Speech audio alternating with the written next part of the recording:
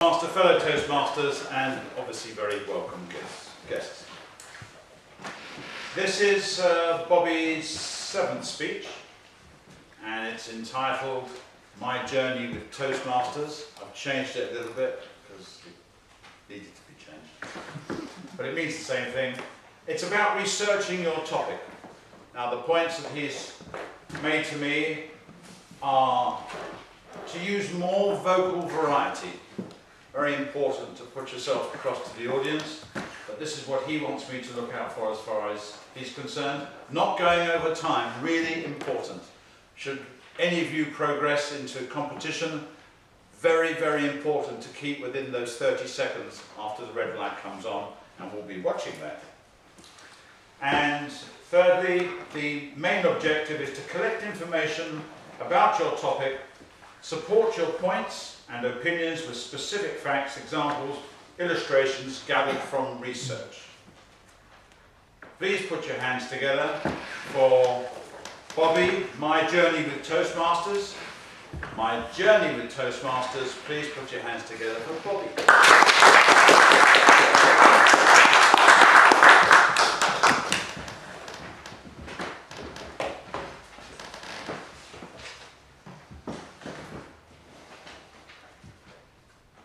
My journey with Toastmasters. It happened a while back. I'm just going to go with it. I didn't have the presentation, so I'm just going to portray it in this way. July 2016, it was my mum's wedding, and she was getting married to Paul.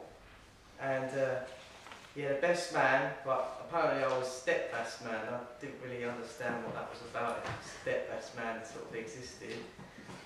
Didn't really gather a speech, didn't even think I had to make a speech until the day. He said, best man, get up. He did a good speech. And then the other guy said, oh, the MC, he said, do you want to get up and do a speech? And off the cuff, completely, I was not prepared. I'm thinking in my head, oh my God, I suppose I better just roll with it. And where I was, I'll set the scene. I was in Harrow. It was between, Bushy Heath, and I went up in front of about 100 people, and they're all around their tables, and they're all in a good sort of mood. And there's nothing else I could sort of explain, but the troubles we went with the Love Doves. And people that know me before at Toastmasters, I've told the story about the Love Doves, and it was quite comical, and people liked it, and it went really well. When I told the speech at the time, he started off a bit edgy and a bit nervous, but after a while he sort of began to relax, like I'm relaxing now and becoming easier. And it just came out, and when it came out very naturally, and when it came out naturally it was very funny. And it was around about 10 minutes the speech, and I had everyone in stitches. And they're all laughing, I got a big round of applause, and they said, after the speech went on, they all came up to me and said, you're good at that. You're good at that, you should give that a go. So I looked into what I could do about it, and public speaking was a big fear for me. I was scared to speak, and I looked into it on the internet, and it kept cropping up. Statistics of fear, public speaking. Fear of public speaking is #1. If you didn't know that, you know now. 75% of people have a public speaking fear. And they would rather die than get up and speak. So they would rather actually die than actually give up and give a speech, which is crazy to say.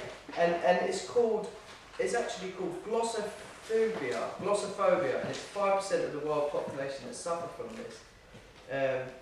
Followed by #2, fear of death, followed #3, fear of spiders, #4, fear of darkness, fear of heights, fear of people in social situations. I can go on and on and on. I've got graphs, it shows certain percentages. I would be portraying it, but I'm just expressing it to you. Hopefully you can pick it up in your mind as you go along. Graphs do bore you a little bit. Stats on public speaking. According to public speaking is the world's greatest, far ranked higher even than death. Henry Harrison, after giving it in a regular speech in the cold and wet, died got pneumonia a month later. So he portrayed such a long speech that he died. So they're trying to say, you won't die from going up and doing public speaking. So give it a go. The longest speech on record was 6 hours long, and that was in the Houses of Parliament. That must have been a long speech, wasn't it? Jesus.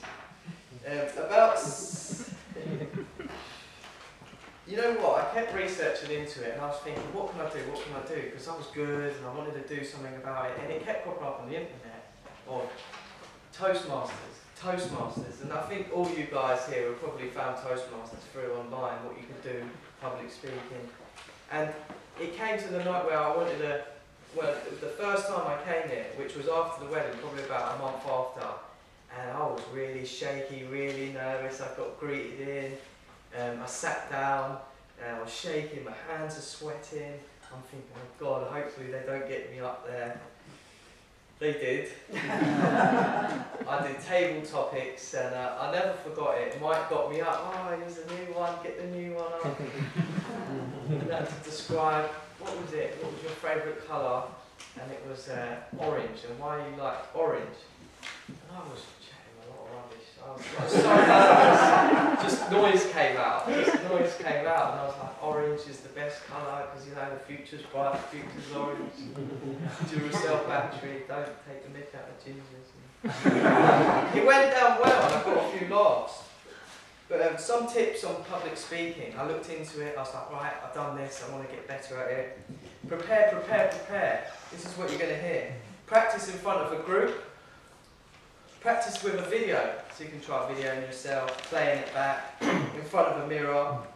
Get as much stage time as possible. Now this one is quite an important one, because it's taken me quite a while to build momentum with public speaking. And the best way to get better at it and lose your nerves and lose the fear of public speaking is just get out there and do it. Just get out there and just make noise. And I've done this and just got up there and making noise. I'm making noise now. And it's got better over time, and I found the more natural, the more you relax, the more it comes out naturally.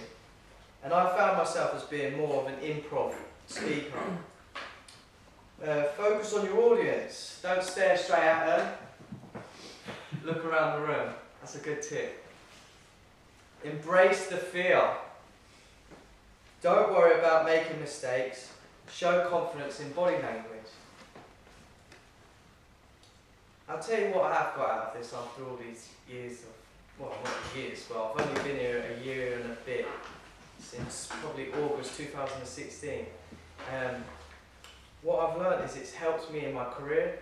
Like now I can portray meetings in a more professional manner.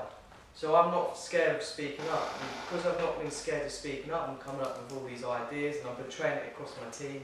And they're liking this and they're liking me, so I'm like, let's have a pay rise, and they're like,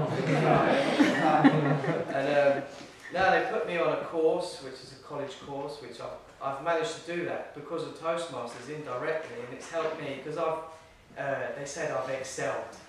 So because I've excelled, they've paid for me to go on this course.